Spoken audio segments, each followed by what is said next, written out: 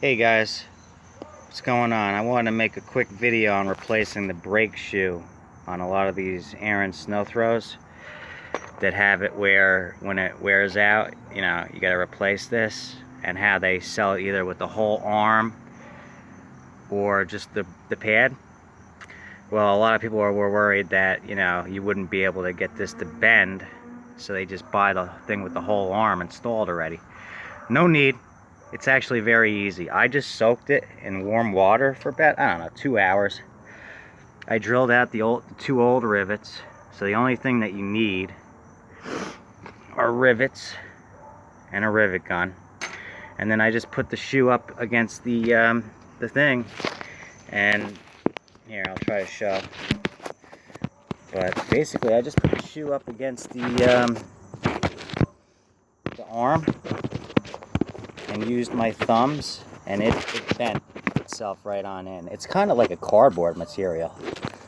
Sorry, bear with me. That's all it is. It's like a cardboard material. That's probably why they wear out so quickly. But here, let me try to show it.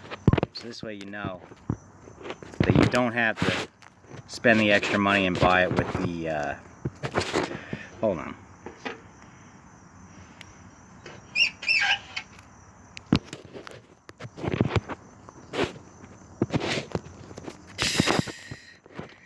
Being difficult today. Definitely should have had a tripod with me. Can we get it in shot and frame? Will you stay? Well, anyway, you just put it up against here. You use your thumb or your hands, and look, it bends right in. It bends right into position. And then just rivet the two new rivets in, and you're set. People were worried this thing was going to be rock solid or break when you try to bend it in. Nope. She flexes nice and easy, so there's no reason to spend the extra money to buy it with the arm. Just drill out the two old rivets. The old shoe comes off. Soak the new one in warm water for about 2 hours on the day you know you're putting it on. Put it up against the arm. Flex it in place. Put the rivets on, and you're done. Hardest part of this job was taking the entire machine back apart to do this. Fortunately, the part didn't come in time when I restored this machine back in the spring, so I had to wait, and I'm doing it right now. No big deal, though. It's that easy. And then you throw the pulley back on, put the two pieces back together, and you're all set. So that's the Ariens ST824. It's like the 924,000 series. The exact model on this one, which is very common. I should know it by heart by now, but anyway, it's the 924,000 series. That brake shoe's fairly common on many machines. So that's how it's done. I just wanted to show, I got it halfway on. I used a C-clamp to hold the one side in place while I put the one rivet in. It's not necessary if you have two people, someone to just hold that in place while you pop the one rivet in.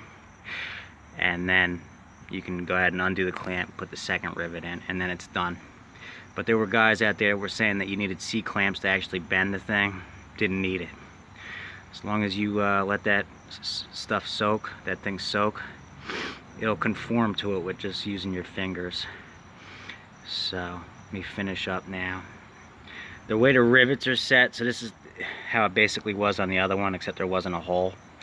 This side of it is the soft side, and it goes in between the pulley, so it doesn't actually make contact with it. The pulley part really hits along the sides of it, but that would actually help maybe stop it from wearing so quickly. But actually it rubs right here, and the reason these wear out so quickly is because they're just like a cardboard material. So you won't get much time out of it, because as soon as you let off the thing and the arm moves back to stop it, it's rubbing against this, so it doesn't take very long for that to wear out. So there's no reason to buy the whole arm. You buy 2-3 of those shoes, and then you're set. Just like you buy spare belts, you buy a spare brake shoe, and you're set. And that's just for safety. The older machines, those things kept turning. It's dangerous. It's good to have safety. on snowblowers, especially if you got 2 people operating on them at the same time. You want the thing to shut off immediately. So it's, you know, it's a good thing. And I'm just thinking about it now. See how this old one's worn on the one side? I bet if I let this soak, I could probably conform this and push this to work where it would go on this way and then reuse it. I bet you I probably could. So I'll see. I'm gonna put that in warm water, and then I'll have that as a spare too. Let me finish this up. There you go, guys. Like new money. I think that brake shoe cost me $8 versus paying 20 for one with the installed in an arm. So if you got rivets, you can just do this yourself for $8.